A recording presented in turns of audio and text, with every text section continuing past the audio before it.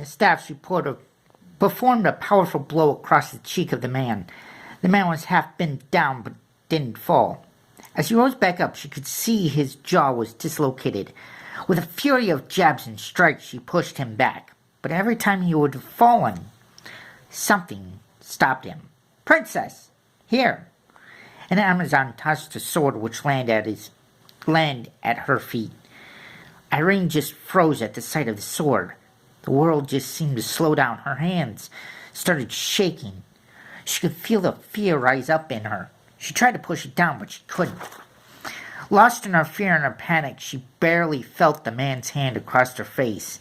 Snapping out of the panic attack, she went on the attack again. But none of her attacks seemed to keep him down. Suddenly, the man exploded into a black cloud. The cloud was pulled into the ground. "Amazons, listen. These things are bound by dark magic. Use what you can against them," yelled the queen. As the undead surrounded the village, the Amazons faced them. Corpses ranged from fresh corpses to full-on skeletons. The Amazons fired arrows infused with the spirits of the air. As the undead fell to the arrows' roots and vines, the black cloud flowed into the ground. When the last of the undead fell, the ground began to crack open. As the ground broke open, a large monster with a humanoid shape appeared. It had two large horns right above the eyebrows that ended at the point right below each of the ears. Its eyes were just two blood-red spheres. It spoke in a blood-curdling voice. "So, the Amazons will fall first. Good." As the battle raged on, a group of the Amazons pinned the monster's left arm to the ground. Do you think these pathetic plants can hold me?" it said. Before the monster could bring his right arm to rip the roots away from his left arm, it was pinned as well.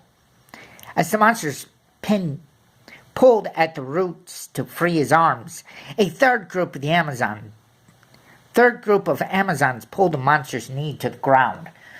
While it was immobile,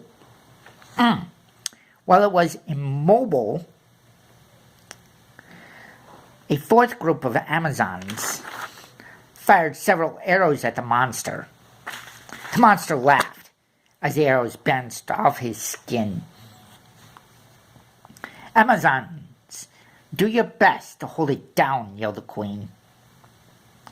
Irene ran to her side. "Where are you going?"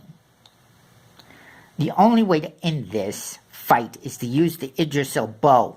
Try to hold the Amazons together in the meantime."